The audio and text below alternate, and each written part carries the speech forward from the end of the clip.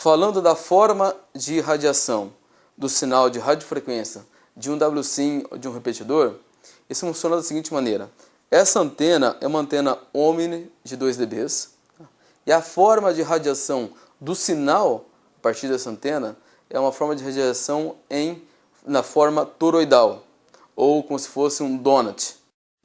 Bom, tanto o WSIM ou quanto o repetidor tem um range de transmissão de 50 metros. Quando eu falo range de transmissão de 50 metros, estou falando com um raio de transmissão de 50 metros. Ou seja, porque considerando que essa é uma antena omnidirecional e transmite em 360 graus, eu tenho 50 metros de raio de transmissão, tanto por um WSIM quanto para um repetidor. Quando eu falo em 50 metros, eu estou sempre falando de 50 metros de raio de transmissão, considerando o WSIM ou repetidor montado na vertical. Se eu, por exemplo, montar ou o WSIM ou o repetidor na horizontal, eu teria 50 metros nessa direção. Ou seja, são transmissão perpendicular ao eixo de montagem do WSIM ou eixo de montagem do repetidor. Quando eu falo 50 metros, esse range de transmissão ele é garantido por nós. Porém, se você pegar uma área aberta, uma área que tenha visada, uma área limpa, certamente ele comunica mais que 50 metros. Porém, em termos de garantia, 50 metros é garantido pela Bento Nevada. Bom, falando em range de transmissão, uma pergunta muito comum é: qual que é a máxima distância que eu consigo comunicar através de uma rede mesh? Ou seja, desde a transmissão do sinal do WSIM que está conectado aos sensores da máquina até que o sinal chegue no gateway, qual que é a máxima distância? Essa máxima distância é em função de duas coisas. Primeiro, quantidade de pulos, quantidade de hops que o sinal tem que fazer desde a geração até a chegada no gateway, e também em função do nível de transmissão que eu tenho nessa rede. Por exemplo, se eu tiver uma área limpa, uma área aberta, onde eu tenho a transmissão do sinal de uma bomba até que chegue no gateway e não tem obstrução, está numa área totalmente aberta, e for uma área, por exemplo, de 200 metros, de 300 metros, certamente eu vou precisar de menos WSIMs, de menos repetidores, se for uma área industrial cheia de tubulação, cheia de eletrodutos, cheia de interferência. Ou seja, se eu pegar, por exemplo, qual que é a regra básica? A regra básica a gente fala o seguinte: não é recomendado ter mais que 5, 6 ou 7 pulos no máximo o sinal, desde a geração até a chegada no gateway. Quando eu falo pulo, eu falo a passagem de um WSIM para um repetidor, o próximo passo seria para um segundo repetidor, então esse aí seria o segundo pulo. Ou seja, se eu pegar, por exemplo, de no máximo 5 pulos e falar que ele tem 50 metros de range de transmissão, eu teria uma distância linear de 250 metros entre a transmissão e o gateway. Isso estou falando o pior caso, onde eu tenho somente os 50 metros para transmissão. Se eu pegar áreas que sejam mais abertas, pode ser que eu consiga transmitir em 300, 400 metros. Isso depende muito da área onde eu tenho os sistemas instalados.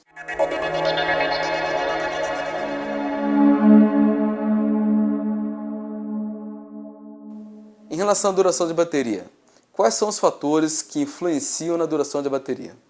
Primeiro, temperatura ambiente influencia na duração da bateria. Taxa de coleta de dados. Se eu tenho um dado sendo transmitido a cada 15 minutos, isso, entre aspas, força muito mais a bateria, consome muito mais a bateria, se eu tiver uma taxa de transmissão a cada 2 horas. Se tiver uma taxa de coleta, no caso, a cada 2 horas. Bom, transmissão de forma de onda também consome mais energia do que uma transmissão de um valor estático. Por exemplo, me explicando. O que é uma transmissão de forma de onda? Quando eu tenho um acelerômetro configurado em um determinado canal, eu tenho hoje uma forma de onda disponível por dia. Na transmissão dessa forma de onda, eu consumo mais energia da bateria se comparado com a transmissão, por exemplo, de um termopar. Termopar eu tenho só valores, ou seja, eu vou ter somente informação da temperatura. A temperatura está em 25 graus, em 30 graus, em 50 graus, isso é um valor.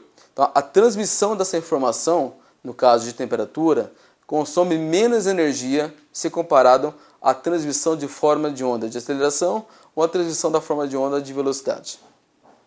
um outro ponto de consumo de energia em relação à configuração do canal. Se você pegar sensores com bandas de frequência grandes, comparado com sensores com bandas de frequência menores, o consumo é proporcional a essa banda. Quanto maior a banda, maior vai ser o consumo de energia. Eu comentei que são 3 acelerômetros que são compatíveis com o WSIM. É o 250, 255 e 257. O 255, por exemplo, ele é um sensor que tem início em 1.5 Hz. O 257 é um sensor que começa em 10 Hz, a faixa linear dele. Ou seja, se eu utilizar um sensor que, como por exemplo 255, que começa em 1.5 Hz, por ser baixa frequência, isso também consome mais energia comparado, por exemplo, a um sensor que começa a 10 Hz. Resumindo, quais são os fatores que influenciam na duração de uma bateria? Taxa de coleta, temperatura ambiente, configuração daquele ponto. Esses são os principais fatores que influenciam na duração da bateria. Esses são alguns exemplos de gráficos que nós temos disponíveis no System One utilizando a solução wireless. Por exemplo, nós podemos ter time base para aceleração e para velocidade. Esse gráfico de time base é um gráfico oriundo da forma de onda de vibração. Pode ser gráfico também como waterfall. Waterfall é uma tendência ao longo do tempo, tanto para aceleração quanto para velocidade. Eu posso ter gráficos como, por exemplo, tendência dos valores. Aqui sim eu estou falando de valores estáticos. Então eu posso ter, por exemplo, tendência de valores de vibração, tendência de valores de temperatura.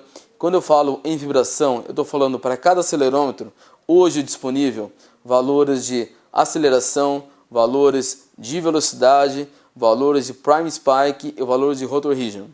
Quando eu tiver envelope disponível, também terei tendência do valor de envelope e terei a forma de onda de envelope de maneira que consiga ter também time base, waterfall e spectrum para envelope também. Gráficos, por exemplo, como spectrum, novamente eu posso ter spectrum para aceleração, spectrum para velocidade e spectrum para envelope, quando disponível. E esse daqui, por exemplo, é uma tela de um System One, onde eu tenho vários gráficos plotados. É isso que é a grande mágica do negócio. Via wireless, eu vou ter dados estáticos e eu vou ter forma de onda disponível, de maneira que você possa fazer uma análise não somente da tendência do ponto, ou seja, não olhando somente gráficos de tendência, mas você vai fazer a sua análise olhando gráficos como Spectrum, gráficos como Time Base, gráficos como Waterfall, tanto para aceleração, tanto para velocidade. Aqui cabe um comentário. Às vezes eu recebo as perguntas: bom, você falou que eu aceito tanto aceleração quanto velocidade. Tanto aceleração quanto velocidade, quando são configuradas, eu posso ter, por exemplo, aceleração em pico, velocidade em RMS, como eu posso ter tanto aceleração e velocidade em pico, posso ter tanto aceleração e velocidade em RMS. Isso tudo é configurado via software.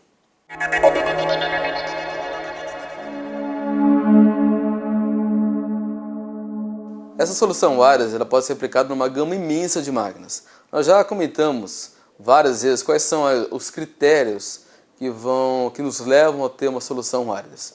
Porém, nós temos exemplos típicos de instalações em máquinas. Isso eu estou falando exemplos, é lógico que não fica restrito somente a esse tipo de máquinas, mas serve como visão básica de alvos ou de máquinas-alvo para poder instalar esse sistema wireless.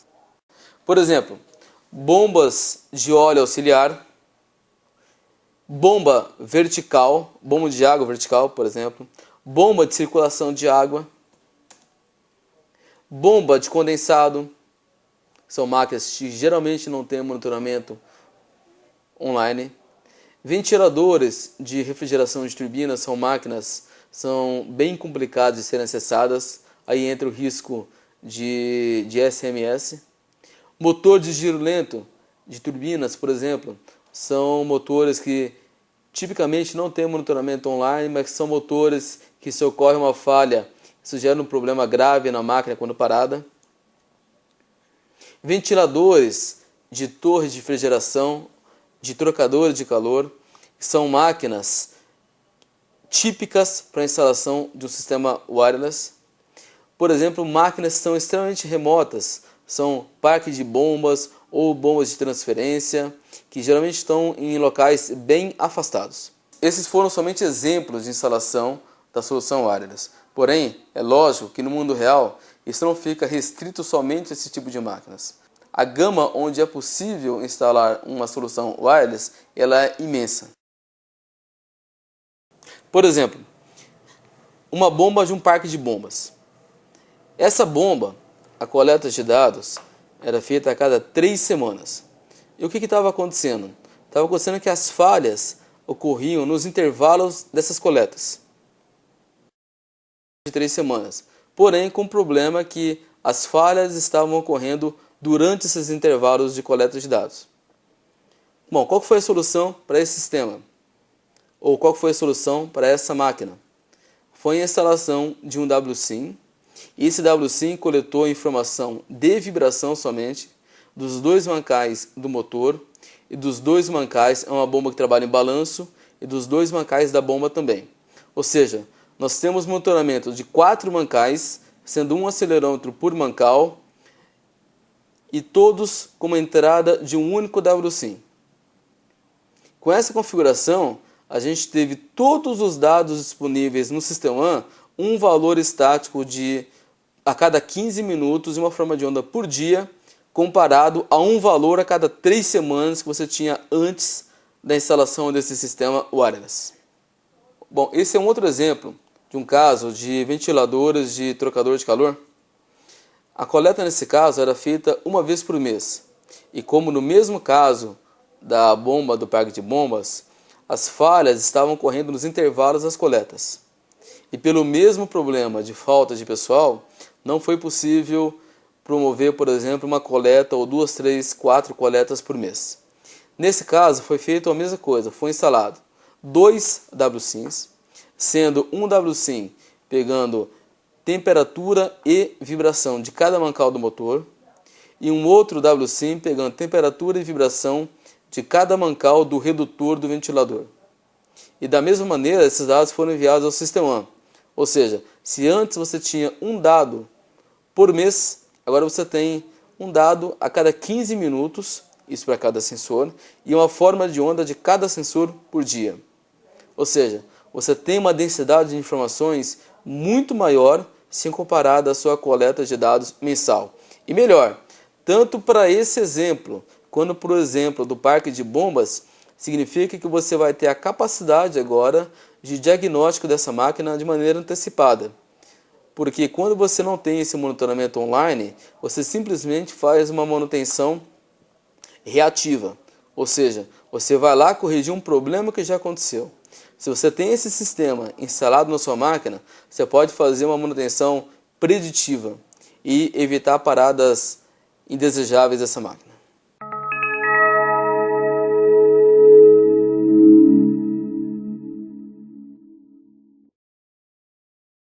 Espero que tenha sido alcançado o objetivo desse vídeo, de mostrar as aplicações típicas, as características técnicas do produto, as características bem específicas do produto, como certificações de área e grau de proteção. Tenha sido possível entender quais são as limitações e quais são as taxas de coleta do produto e concluir que esse produto pode ser um sucesso na sua planta. Obrigado pela atenção e até o próximo vídeo.